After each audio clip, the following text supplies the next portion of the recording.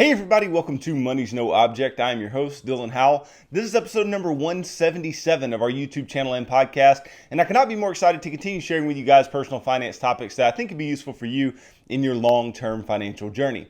Today, we are going to be talking about something else to add to this financial literacy month theme week I'm kind of doing here. I'm not spending the entire month on financial literacy topics, but this week I am dedicating to financial literacy topics.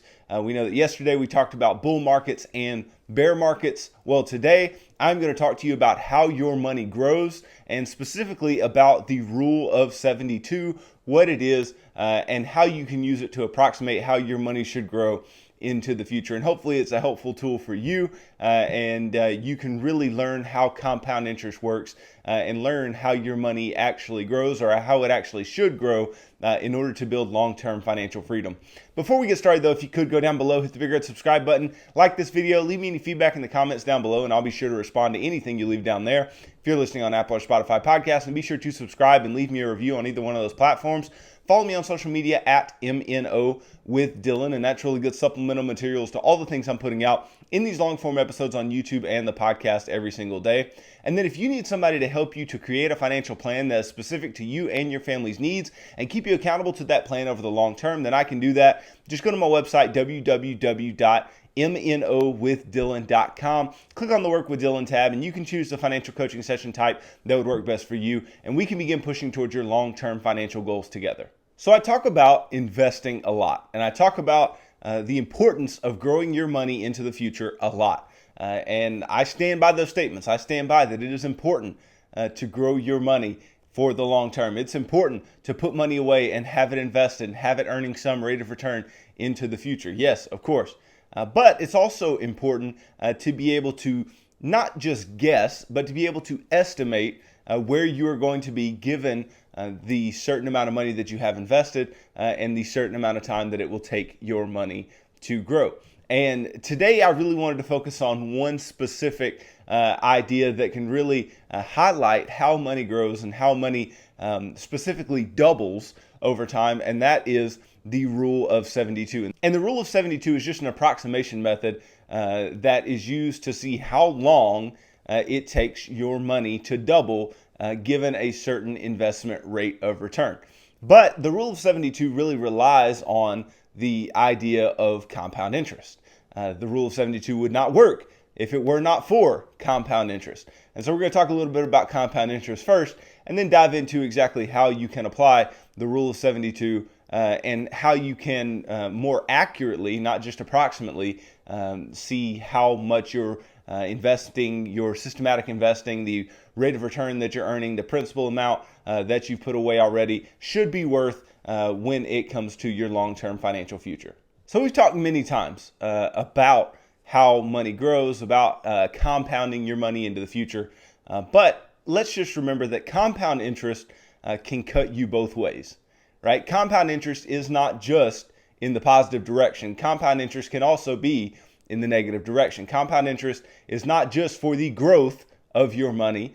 Compound interest can also work against you if you have any types of loans, debts of any type outstanding, because the loan that you have or the debt that you have compounds and continues to grow interest as you are paying on it, or if you have it deferred or whatever, it will continue to grow and compound into the future. And so compound interest can work against you in that way and make you owe more on certain debts that you have. But we want to be on the right side of compound interest. We want to be on the positive side of compound interest. And the positive side of compound interest is investing your money for the future and allowing your money to grow systematically and seeing the account values rise and having money to live on when you are eventually retired, or money to do things with in the future. And understanding this idea of compound interest, understanding how money grows, will really give you a better idea of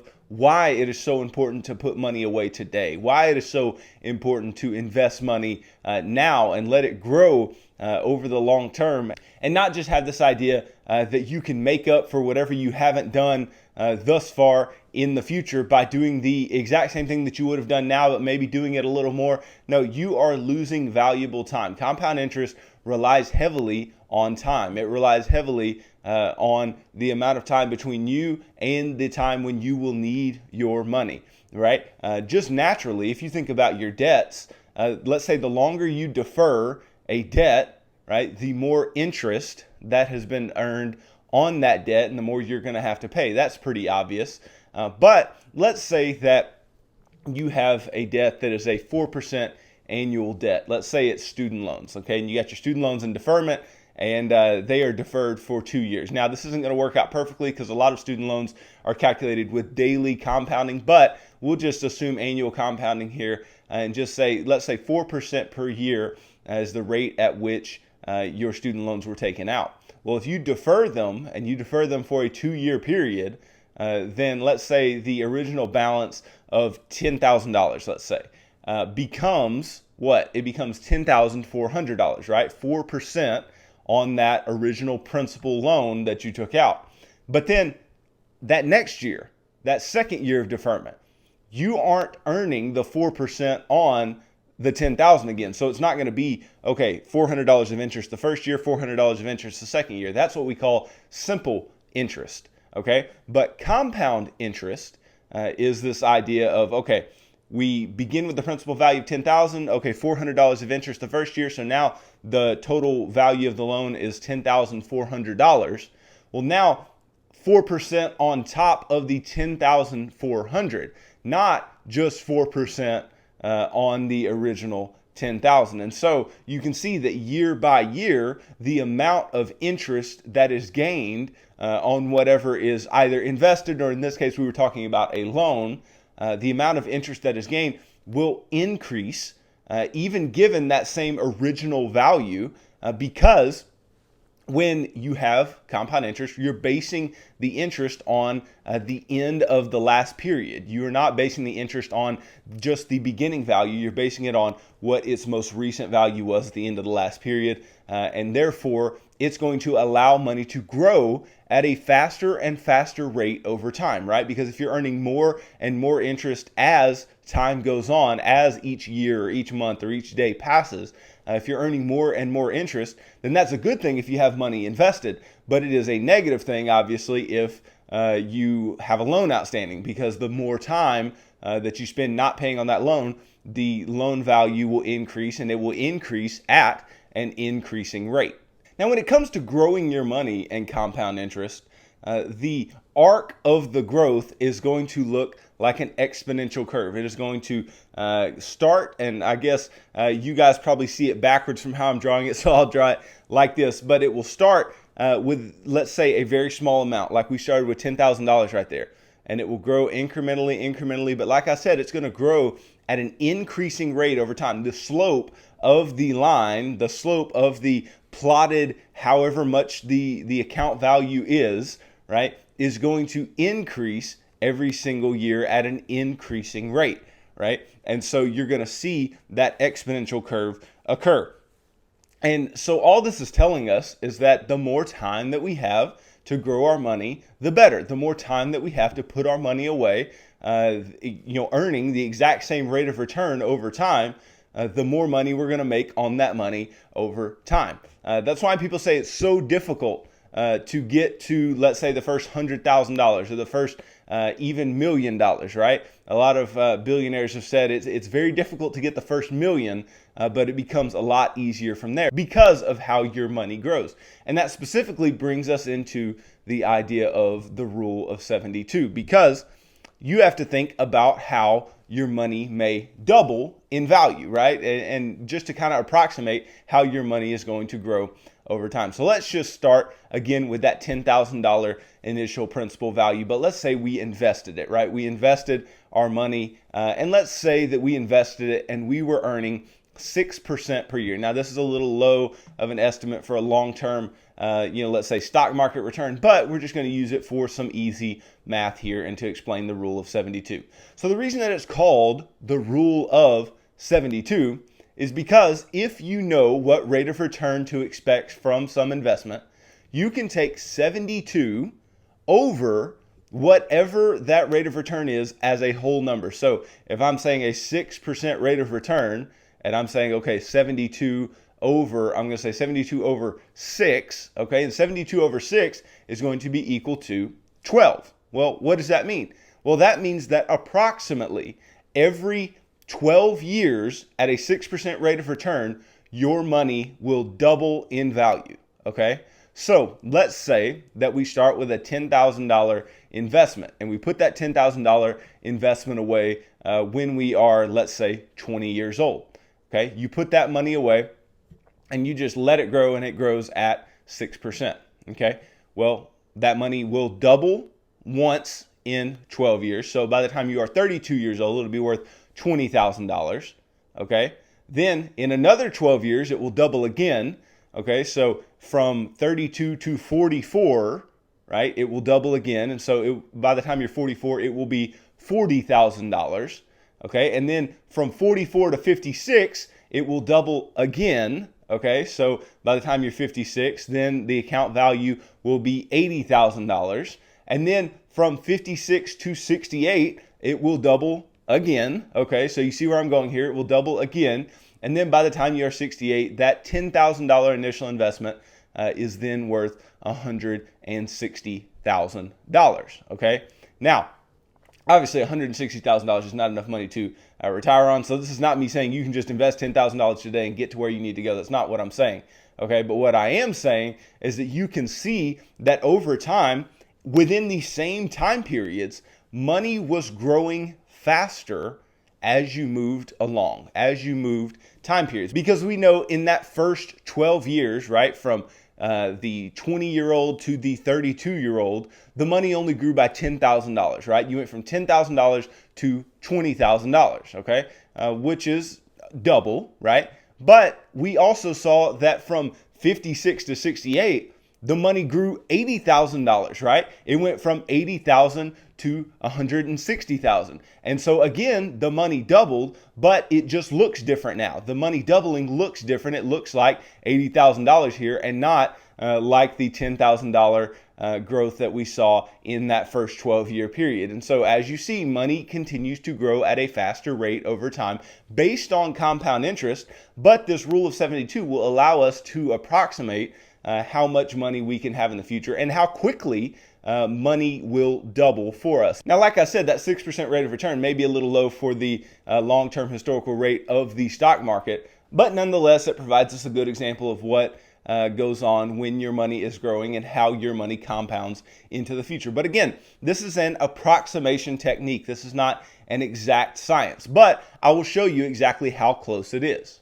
So via the rule of 72, what we just proved a moment ago was that money invested, the $10,000 invested at age 20 would be about $160,000 by the time you are of age 68. So that's a 48-year period, okay, that money grew over. Well, if you took the actual numbers, right, you did the actual compounding and you actually saw how that money grew over time. You took the real future value of that $10,000 over a 48-year period.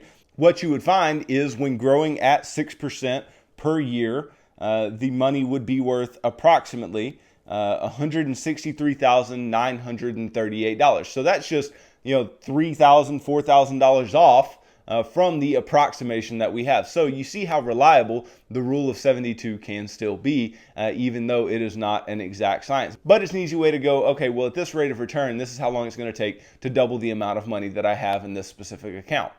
Now, if you're saying, okay, well, that's interesting, but let's talk about some real money. Let's talk about how we can accumulate real money and how much money today can really turn into over the long term. Well, hey, let's do it. Let's look into how a certain amount of money invested today can really turn into a big nest egg for you over the long term. So we said earlier a 6% rate of return. Obviously, as you increase the rate of return, the time with which it's going to take a certain amount of money to double is going to decrease, right? Money is going to double at a faster rate. So let's say you made a 10% annual rate of return and you invested $10,000 at the age of 20, right? I'm just using the age of 20 as something real simple. Use it for whatever age you're at, and you can extrapolate this out based on the number of years that it would take. But let's say you have $10,000 and you are 20 years old and you invest it, let's say in the S&P 500, and you're going to make 10% per year over the long term, okay? If this is the case, okay, based on the rule of 72, then your money will double every 7.2 years, right? 72 divided by 10, 7.2, okay? Now, you take that $10,000, you double it once, $20,000, double it twice, 40,000, double it again, 80,000 again, 160 again, 320,000 again, 640,000, and one more time is $1.28 million. Now, how long did it take to get that $1.28 million? Well, it takes approximately 50.4 years, so about 50 and a half years. So by the time you are 70 and a half from just investing $10,000 at age 20 and never investing any other money, which is not realistic, right? You're just investing that $10,000 and letting it grow at 10% until you are 70 years old or 70 and a half years old, you will have $1.28 million. And so you see the importance of this and being able to approximate this, because this really makes it clear that, hey, if I've got $10,000 today and I'm, 20, 25 years old, I can put that money away and allow that money to become something substantial for me in the future. Allow that money to increase in value and not just be something that I spend on whatever it may be, right? It shows you the importance of any extra money that you get now, stimulus checks or tax refunds or whatever you may be getting. Put that money away and allow it to grow for you over the long term, and you will not regret those outcomes if you have time. And the rule of 72 shows us that based on a certain rate of return, time can be our best friend, because our money can double again and again and again over the long term. And so what the rule of 72 does not take into account is the fact that you should be adding money to your investment account systematically over time. We talk in the financial action plan about the importance of taking the employer match in the third part and investing in your employer-sponsored retirement accounts in that way, or investing at least 15% for your future once you get to the sixth part of the financial action plan, and then maxing everything out later on, and doing so in a systematic nature.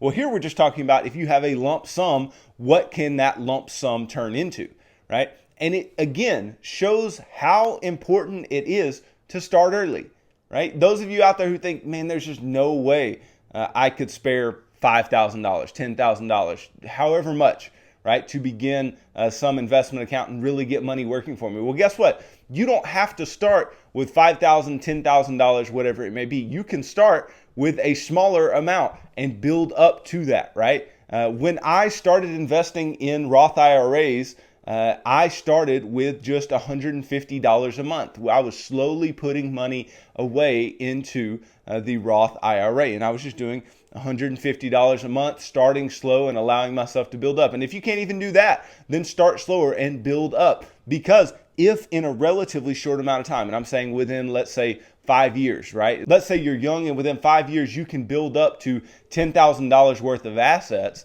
Well, you can see where this $10,000 can take you in not so long of time. And you can see where this $10,000 can take you over the long term. It can take you quite a ways. Now, you add money on top of that. You systematically add money as you go, and compound interest will take that money too. And it will allow that money to grow into the future as well, right? You are going to be able to grow not just your principal value, but the money that you put away systematically over time as well, which makes all the examples of the growth of money that I've done previously make a whole lot more sense. But let's think about things just pragmatically for just a second. And let's say, okay, based on the long-term return of the stock market, okay, the long-term return of the S&P 500, right? If you were to just put money away and via the rule of 72, what is $1 worth over a certain amount of time, right? Based on that rate of return, how quickly can $1 double? And then we can look at, okay, well, if you can put this much money away today based on historical rates of return, then you should have approximately this in the future. So let's see what that looks like. So if you go back all the way and you go back to 1871, Okay, so that's as far back as we can get data for the S&P 500. You go back to 1871 and you say, what has the annualized S&P 500 return been if you were to have reinvested your dividends over that amount of time? Well, the annualized return is 9.173% per year. Okay, so not a bad annualized rate of return. And that is all the way through March of 2021. So then if you have $1 today, okay, and you want to double that dollar, you want to turn it into $2, and you want to turn that $2 into $4, and you want to turn that $4 into $8, right? How long is it going to take for your money to double?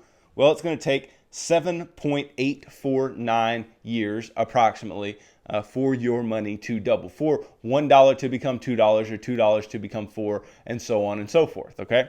So what does this tell us? Well, if we have a 40-year time horizon, okay, because you do just a little bit of math here, and you see that if you have a 40-year time horizon, then you can turn $1 into over $32, right? So we find that in approximately 39.25 years, 39 and a quarter years, we can turn $1 into $32. So by the time you hit 40 years, you can turn it into more than $32. Well, what does that mean? That means that we can turn $10,000 into $320,000 based on historical rates of return in that long.